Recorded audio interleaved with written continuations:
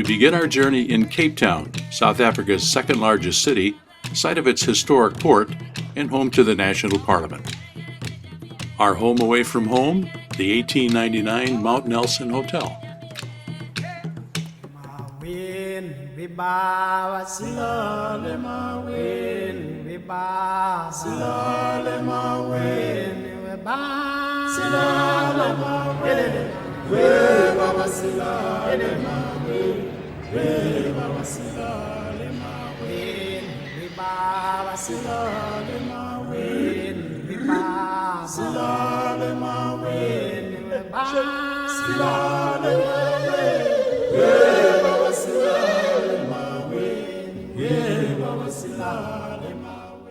Robben Island is about 6 miles from the Cape Town shoreline. It was a place of banishment for hundreds of years, but beginning in the 1960s, it was a place for political prisoners, those who opposed apartheid. They classify us into 4 categories. It was A, B, C, D. If I belong to A or B group, I used to enjoy better privileges.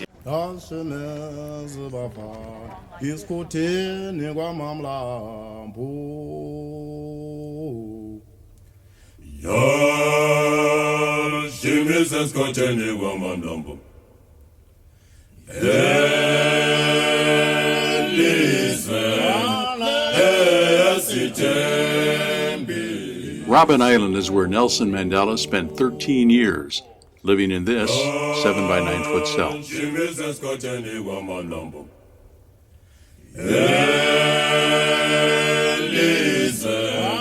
Every day, breakfast, supper, and lunch.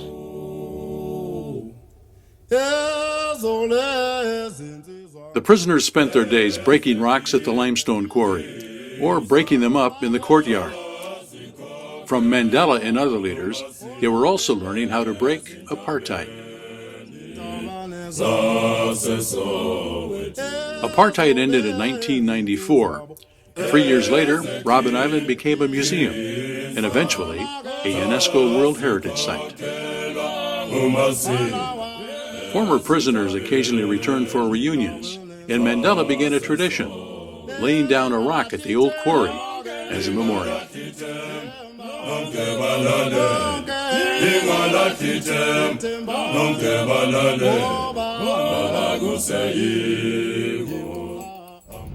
Cape Town is surrounded by a coastal range that includes Table Mountain. The maritime climate usually creates a fog layer at the top of the mountain, but on the day we visited by cable car, the skies were crystal clear.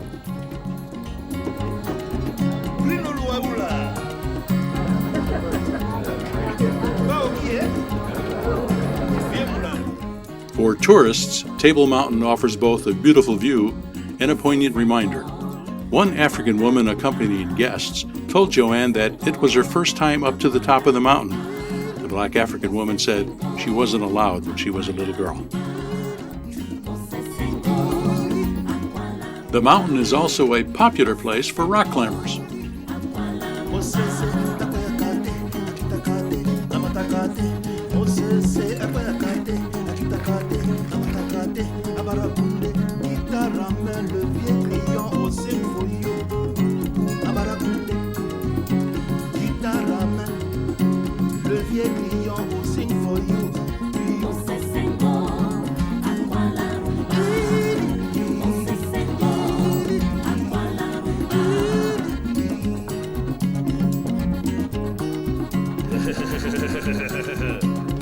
C'était un grand musicien qui m'a condamné dans la bouteille pendant 6600 ans. Sacoleman.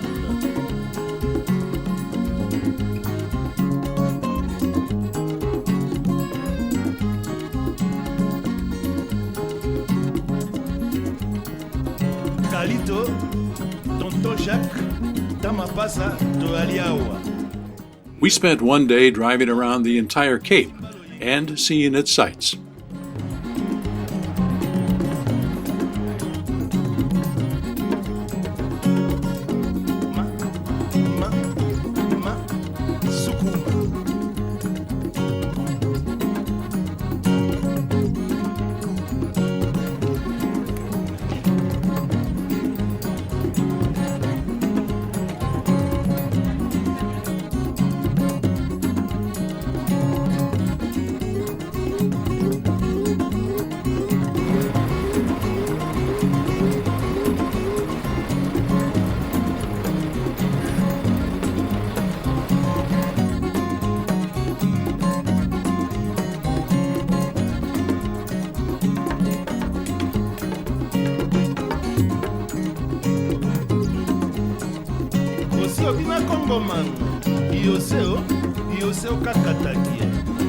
The African banded penguin has colonies all along the southwestern tip of the African continent. This one at Boulders Beach near Simonstown.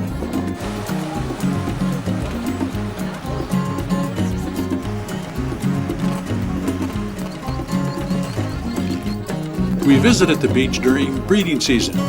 So do these hungry kelp gulls. Oh, we got an egg. He took an egg.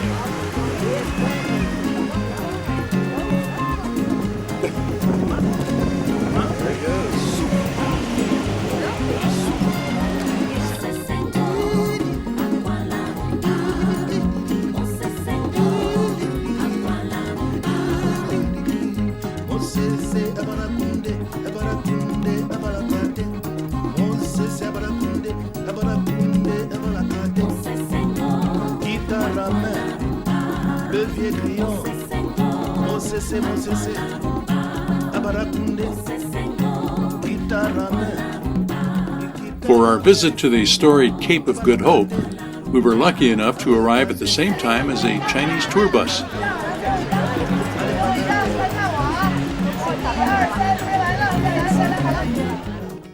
With patience, we got to take our pictures. Speeds of 70 to 75 kilometers an hour. It's about 40 miles an hour, I think.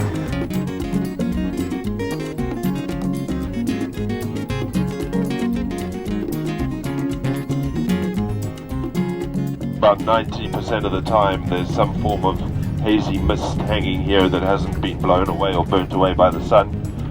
And if it's not mist, then sometimes it's actually trapped spray from the heavy wave activity that often pounds the coast here. After Cape Town, we flew to Johannesburg, which had more of a big city feel.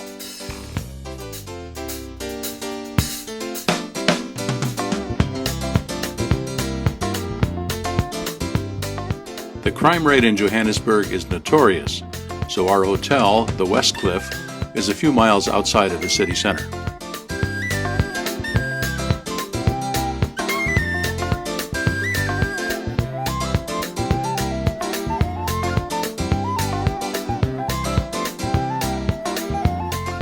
So this building is a replica of the largest diamond that was found in Pretoria. Our guide in and around Johannesburg, Phineas. As you see houses with electric fences and high walls, Mandella's house doesn't have an electric fence, but he has a laser beam. All our former presidents, they have their houses here, private houses.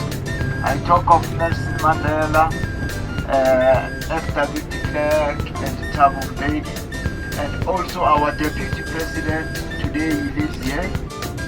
On your left, this is the Nelson Mandela's house. This one here, just right here. As you can see, the stones down on the garden, they are decorated with some messages. It was done by the orphanage children during Mandela's birthday, 93rd birthday. So even the windows are bulletproof, we can see us, we can't see him. Hello, Mandela! Hi, God Depot, how are you? Where are you coming from? Oh, America, oh, that's good.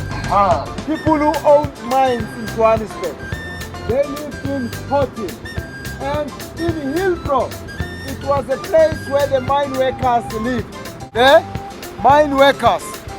So during the times of apartheid, we always wished that if apartheid ends, we're gonna go and live in Hillbrook because we can't afford Horton. So when apartheid ended, many of the black people moved out of Soweto. They went to live in Hillbrook. But for the white people, they were not used to live amongst the black people. They moved out of Hillbrook.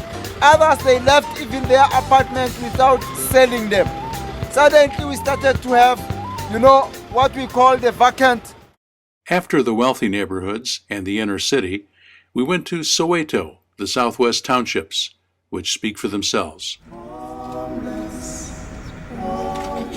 Here in South Africa, when you are poor, you don't get anything from the government unless you have children. Because these people living like this in these houses, they used to live like that. So now the question is to be in the waiting list. So it's a first come, first serve. We saw one of the townships and its people up close.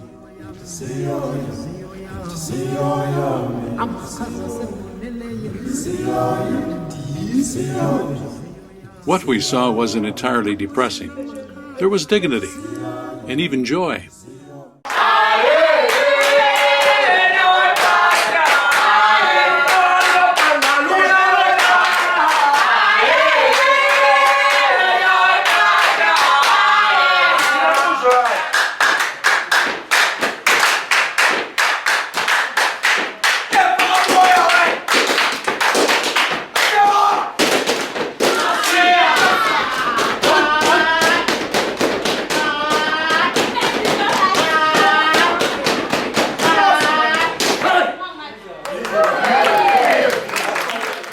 Of course, what we saw is an exception.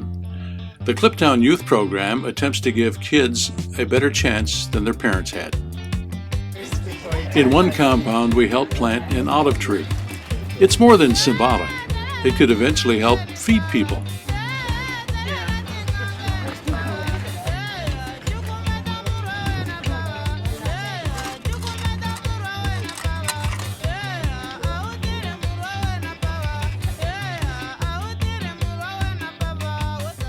You don't find a McDonald's in this neighborhood, nor do you find a Walgreens.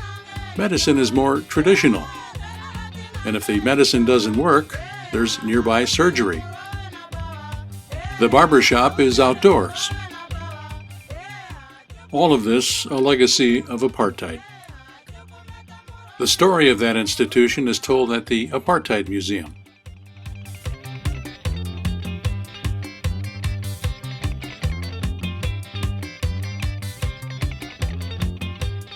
We saw the stadium where South Africa hosted the World Cup soccer games. Near Soweto is Nobel laureate Bishop Desmond Tutu's house, a national landmark.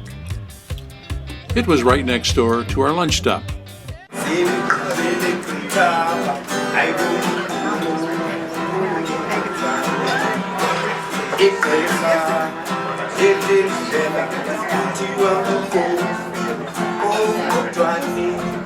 The next morning, we said goodbye to Johannesburg and headed off to our next adventure. In Pretoria, we prepared to board the Rovos rail. Next stop, Victoria Falls in Zimbabwe. The waiting room was a far cry from Soweto.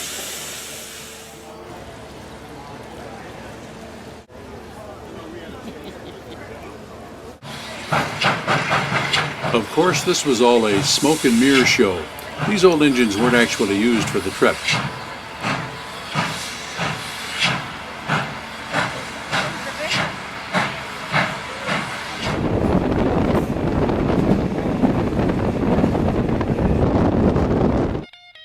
The beautifully restored cars brought back the golden era of railroading.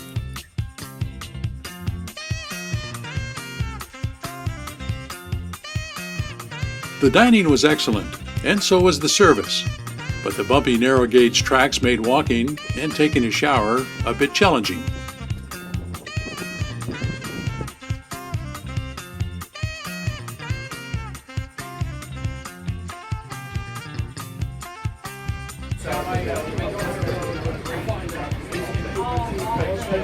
Somewhere in Botswana, it looks like a pretty bad storm. That's very ominous. I see a little lightning.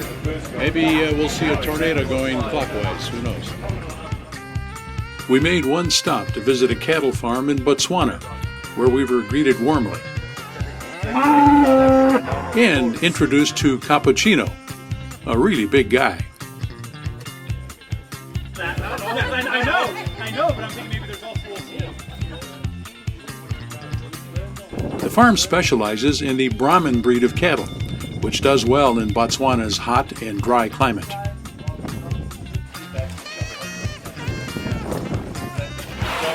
But you get the impression they were happy to see us go.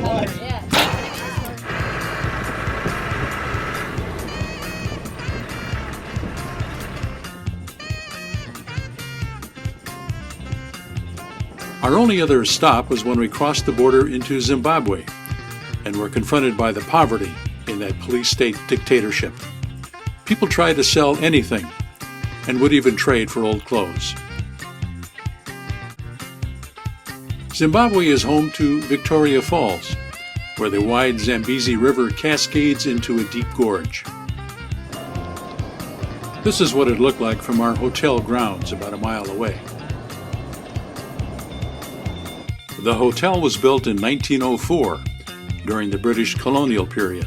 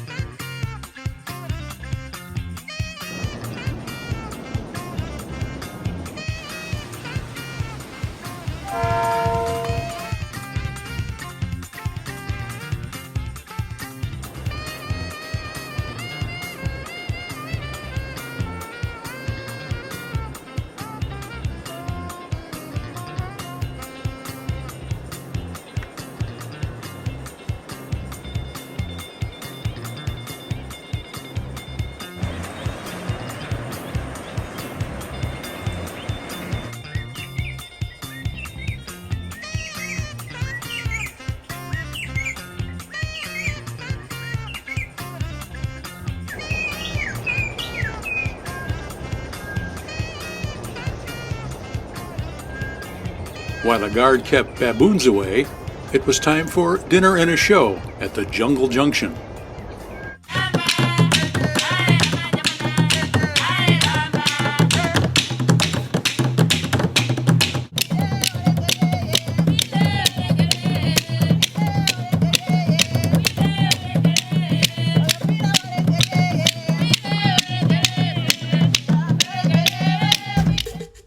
The next morning, we suited up for our walk around Victoria Falls.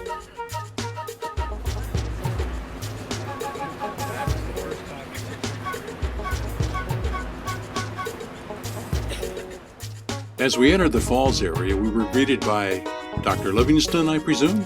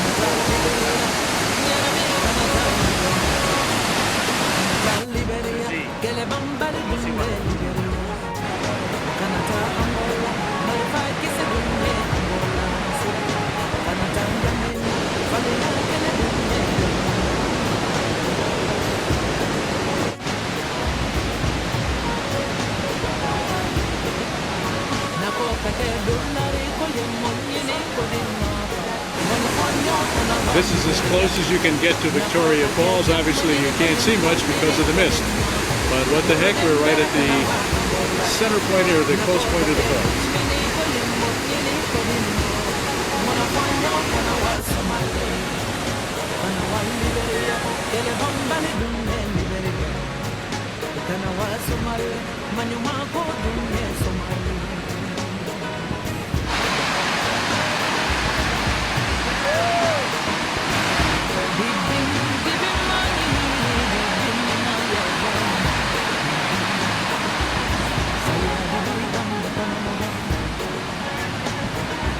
That's Zambia over on the other side of the river, or you can arrange a bungee jump.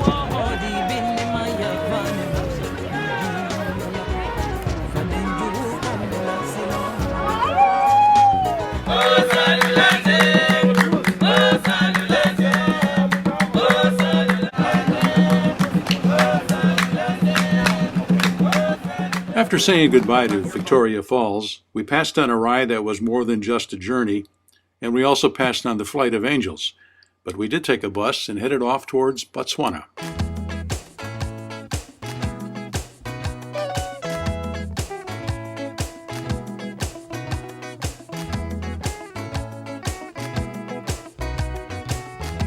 We arrived at Chobe National Park on a beautiful day.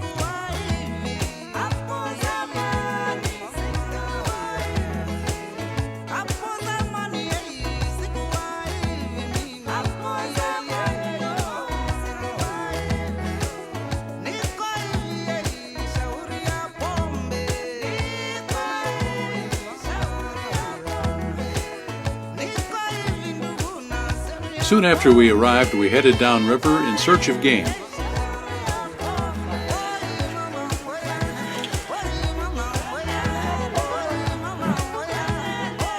We were excited by our first elephant sighting. But little did we know what was in store. That elephant was like a scout, and soon welcomed at least 30 others.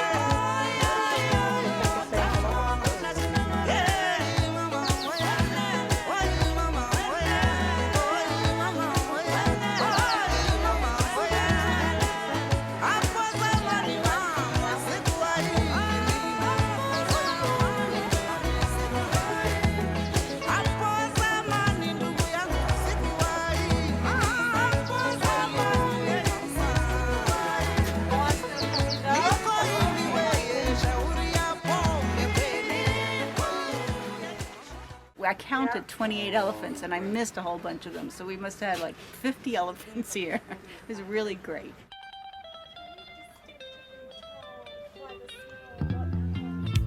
African fish eagle. For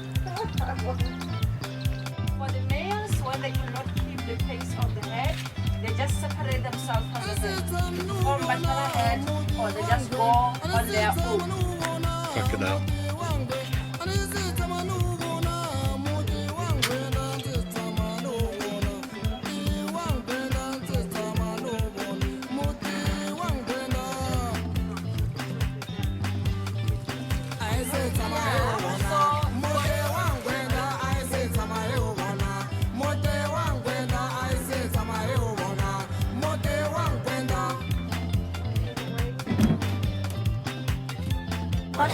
Yeah, it's a male, a female. That one. Yeah, the advertising. Ooh, they're on their run. All of a sudden, this small troop of baboons began running away, and soon we saw why. A rival group was approaching. The next day, we got our first close-up look at a pride of lions.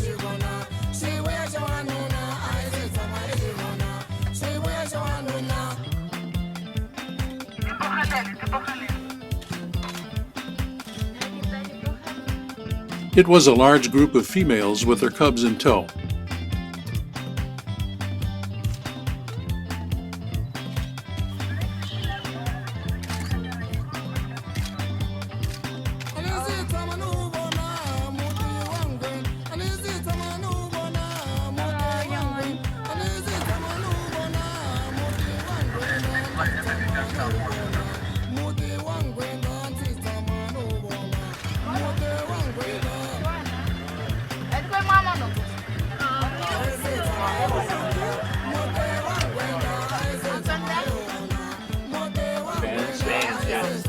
Throughout the trip, we came upon herds of impala. They're called the McDonald's of the bush because they're everywhere. They have a black mark on their rump that looks like an M, and they're the fast food everybody eats.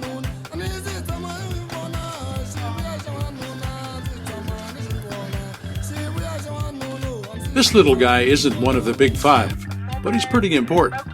He's the dung beetle, Africa's recycler.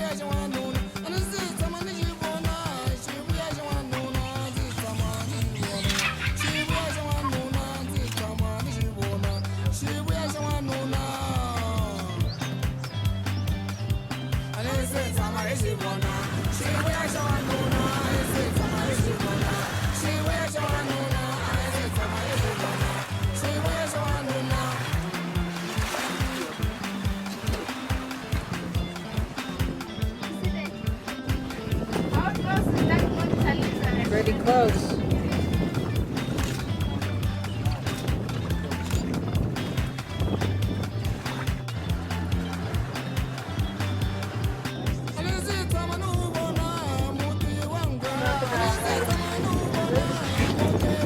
Look how they walk fast in front of them.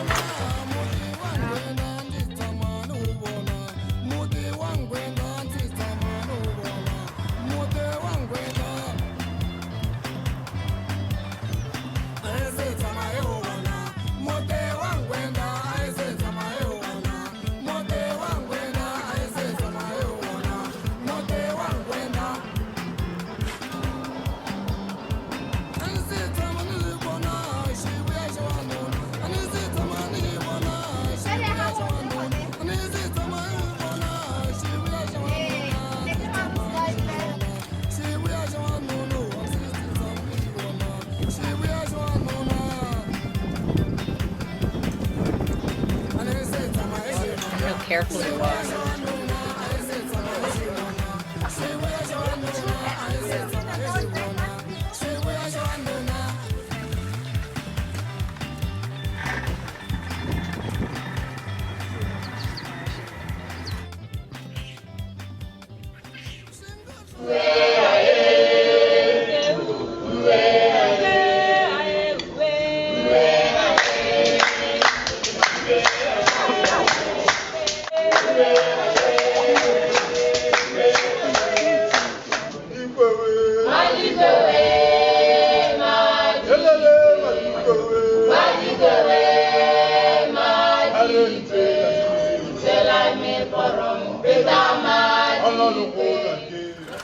The next day we saw warthogs heading for one of their favorite places, the mud hole.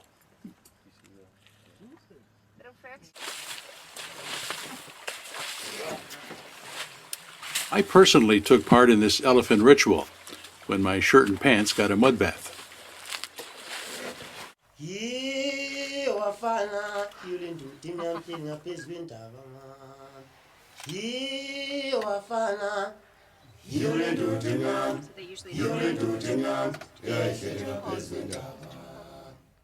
A group who got to this spot just before us said we missed a confrontation between lions and elephants.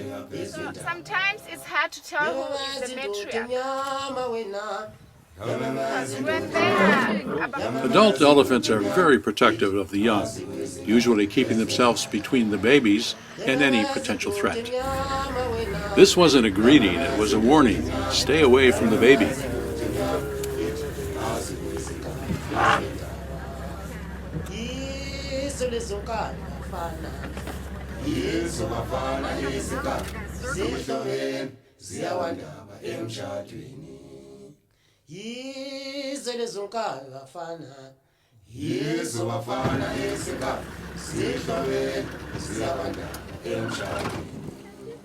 Seshaya mama, seshaya, seshaya, seshaya mama, seshaya, seshaya, seshaya mama, seshaya, seshaya, seshaya zindu, seshaya, seshaya, seshaya zindu, seshaya, seshaya, seshaya mama, the lion happens that it hits one of them, 5 men. seshaya, seshaya zindu, seshaya, seshaya, seshaya.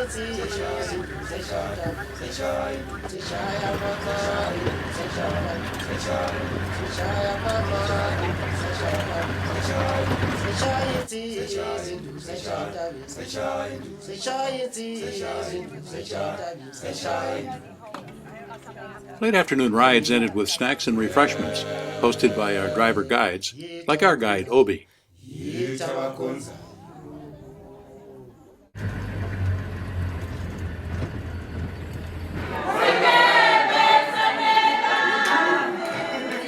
Dinner brought more entertainment, this time from the lodge staff.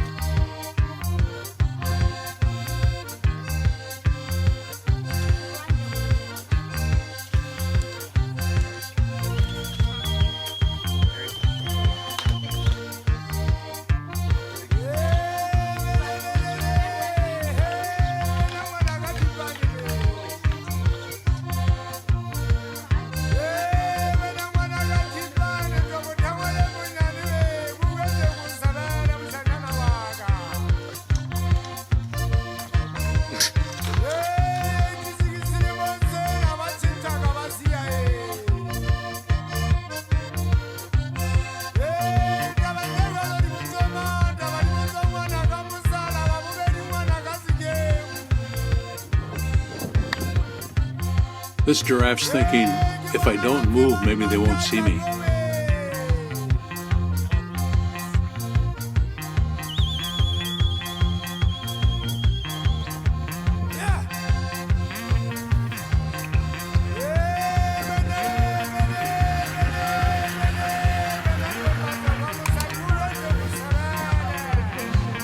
But now she's going.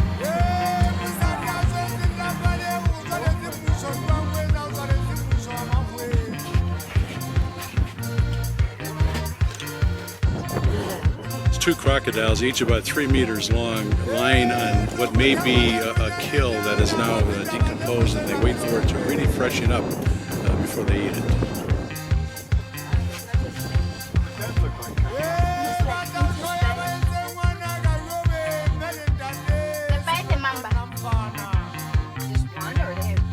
No, it's a group. They do it as a group.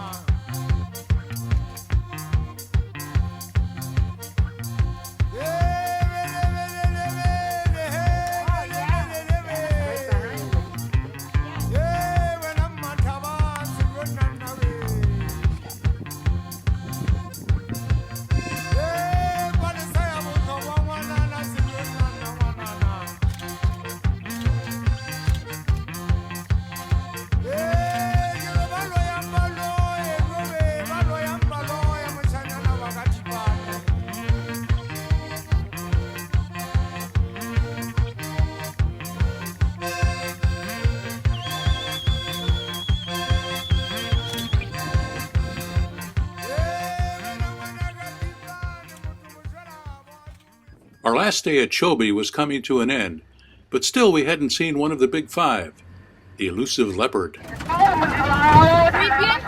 Then, like the conclusion of an action movie, the radio call goes out. A leopard's been spotted, and the chase is on.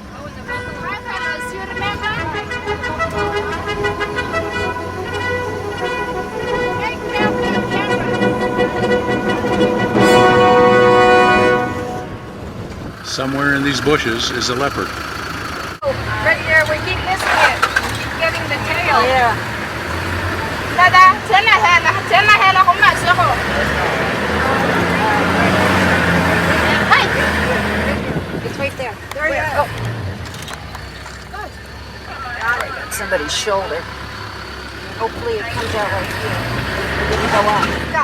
It's coming towards us. Oh, there it is. There it is. Right over here. Here it comes. Here it comes. Right here. It's a bird. It's a bird. It's a bird. It's an injured bird.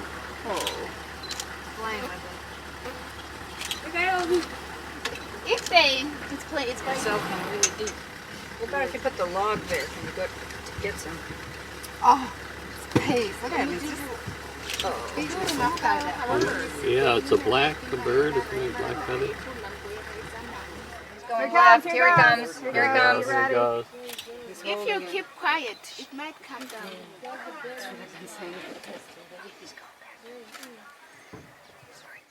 One of our traveling companions took these pictures before we arrived.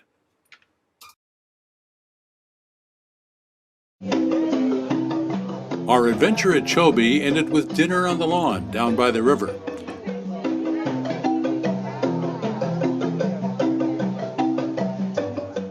The next day we drove from Botswana to the nearest big airport across the border in Zimbabwe. We caught a plane to Johannesburg, some went home, and some of us continued on to Thornybush Game Reserve.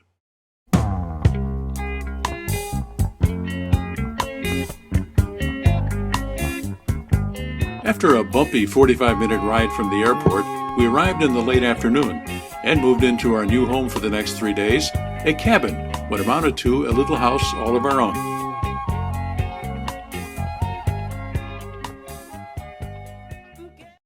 This is our bathroom. This is our indoor shower. And then this is our outdoor shower that Joe is standing outside, and we have a door right here. And if you open the door, here's our shower. And don't back up too much when you're taking your shower, because you go right down to the watering hole where the lions that are. Lions and elephants have been at. And we weren't kidding. You could hear the elephants at night and see the lions during the day.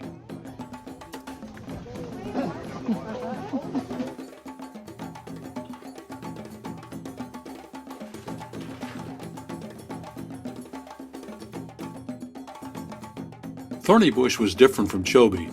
It was wide open. Big cats could walk right in. The vehicles were wide open too, with a naturalist guide driver and a native tracker sitting up front. Now, while we're driving, I'm going to ask that everyone remains seated at all times. And the main reason for that is that if you do stand up, it is quite bumpy out there. You're going to get bumped out the vehicle. Also, when we're in a sighting and you stand up, you change the shape of the vehicle. And so then the animals will either get aggressive towards the vehicle or else just turn around and run away. Our wildlife viewing got off to a slow start with a lounging Cape buffalo who just wanted to be left alone. But it didn't take long for our driver Craig and tracker Elson to find some excitement. We soon found ourselves in the middle of a group of young elephants, all challenging each other to see who's boss. That's the layer that transports water and nutrients. It's a bit of a dominant sort of pushing each other around.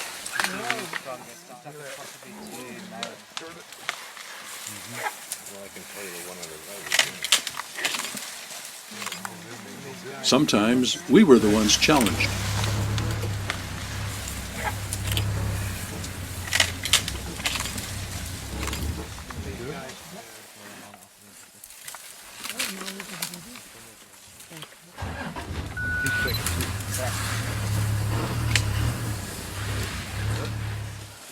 So everyone knows that elephants' lifespan is controlled by their teeth. They go through 6 sets of teeth in their lifespan. And after that 6th set is finished, they slowly lose condition and pretty much die of starvation. So it's not a great way to go. Yeah. And they'll touch each other in the mouth. Almost like a bit of kissing. Almost. And that's how they'll sort of gather who's who. And right, this is all dog eat dog.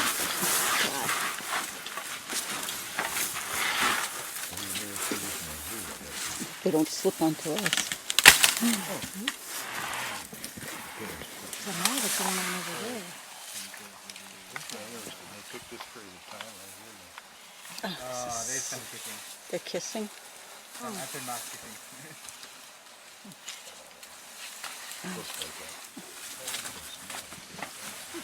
Don't pick on my baby brother.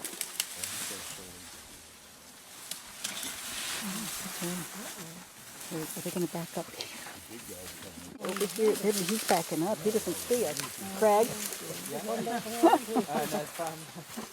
It's fine for you.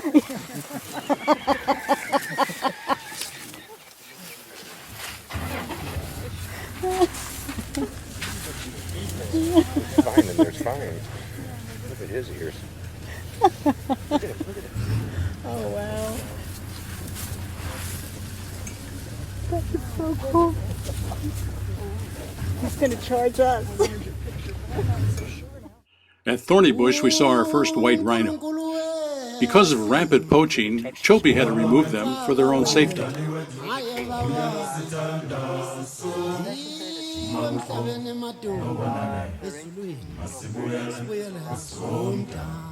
We celebrated our first game ride with an unfamiliar dried snack and a more familiar wet snack. At sunset, we headed back for dinner, keeping an eye out for nocturnal animals. Please, please, please, no. When I say our Creator. After one night's drive through the bush, we were passing the lodge's airstrip near the entrance when we saw an unusual sight. A lioness lying on the runway. And that wasn't all. Walking towards us was a male lion. We followed him for a while, backing up, until he did what lions do best. He fell asleep, right on the runway, and the light didn't seem to bother him at all. The rest of the pride went to sleep too, our cue to return to the lodge. I'm standing on our balcony, overlooking a water hole right below us, and off in the distance you can hear elephants washing themselves.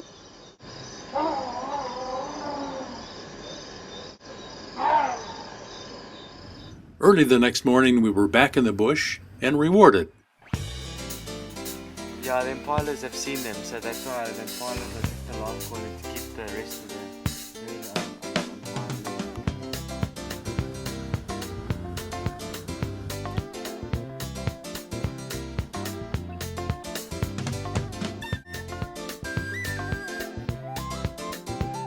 They're actually quite lazy animals. They'll sleep for about 20 hours in a day.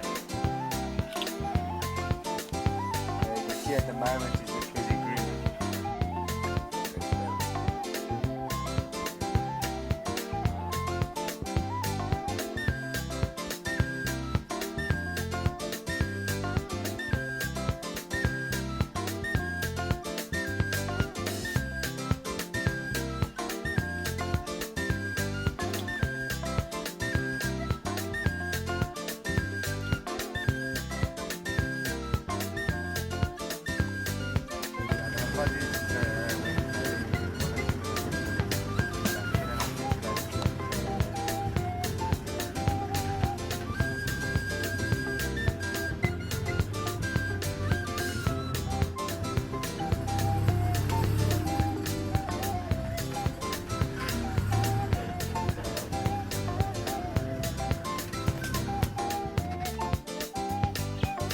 There's a female cheetah.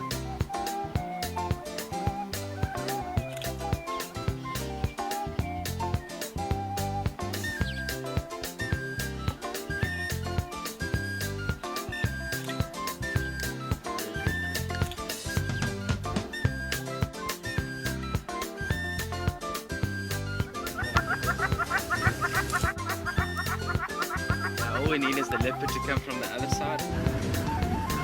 Zebra! Oh, there, right in there.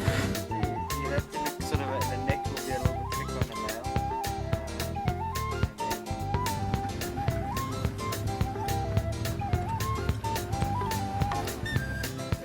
male. Our rangers taking us on a walk through the bush, and of course they're armed. Because you never know what you're going to come across, like the killer turtle or the ferocious dung beetle. Some of them just...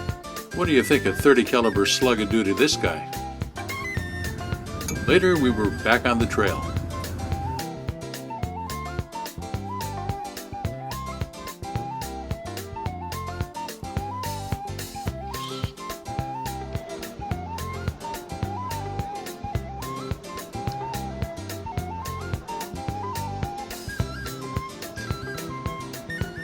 Still not steady on its feet.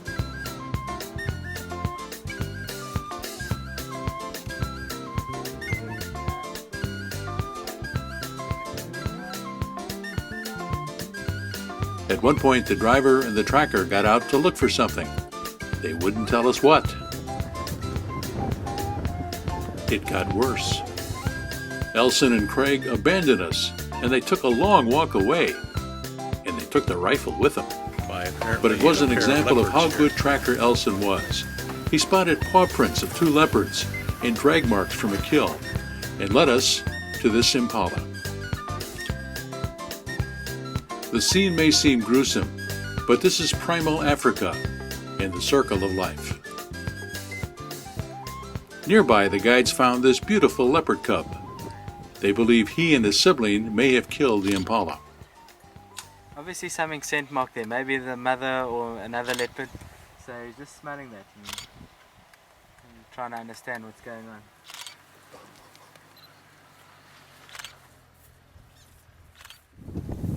Later, another example of primal Africa, this time a cheetah eating a kill. I don't believe it.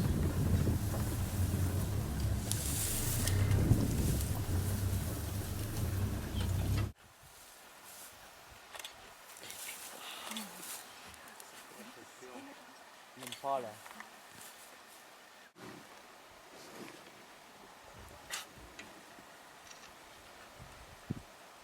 Craig told us that cheetahs are vigilant. Because they're relatively small, others can easily steal their kill.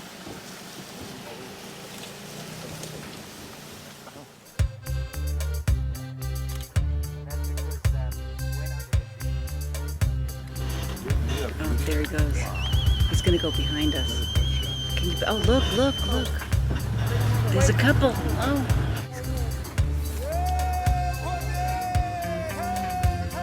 Hello. Beautiful. Oh my goodness.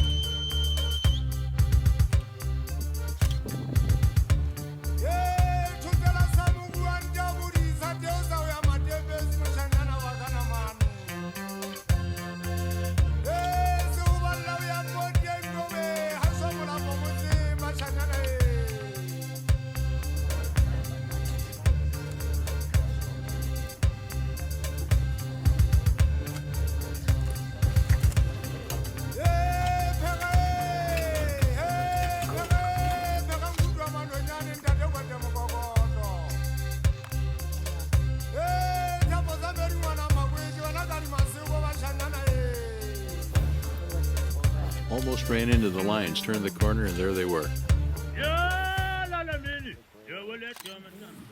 Is this what we've been tracking?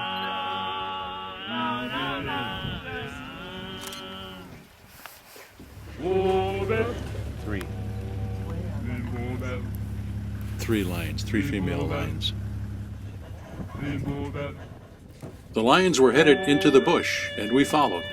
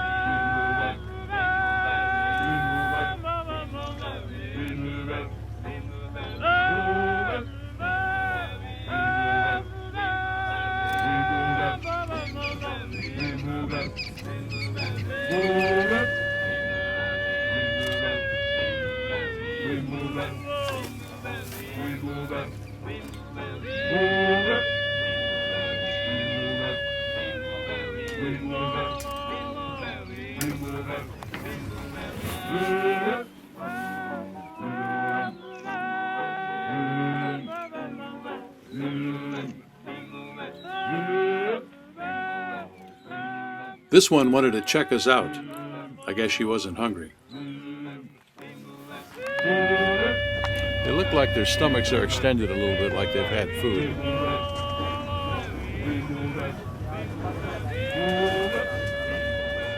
Here's where we found out why the tracker carried a branch in his hand. But sometimes he missed the web. We also found out why the place was named Thornybush Game Preserve. Oh, hang on. I'm caught. Okay. Probably ruined the jacket. Oh, yeah, we're good. It's not raining. No. You still have your arm. You still have a lot of those hooks in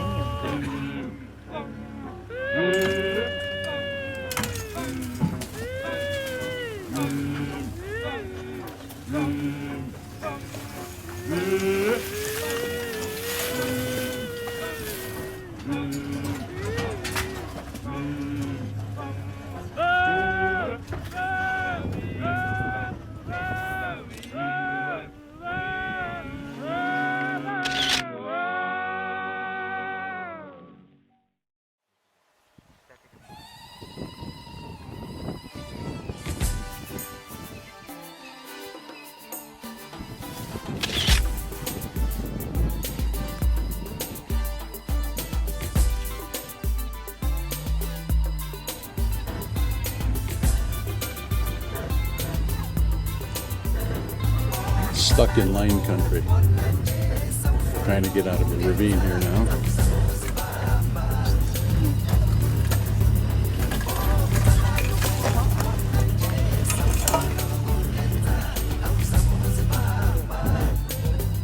Okay, no problem.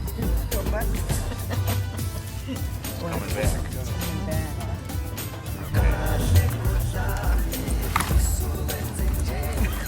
Piece of cake. Yes, they love it when the vehicle disables. You see, and then they can just keep returning and picking us off one at a time, 'cause we know not to run.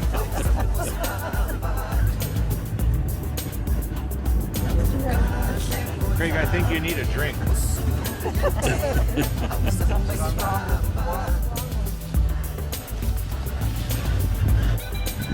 That was a pretty far walk. They get around. And here we are, last arrival for today we say goodbye. And so after more than 2 weeks, it was time to pack our belongings and head on home. But there's something we'd be taking with us, the memories of a spectacular adventure, and the travel companions who made it fun.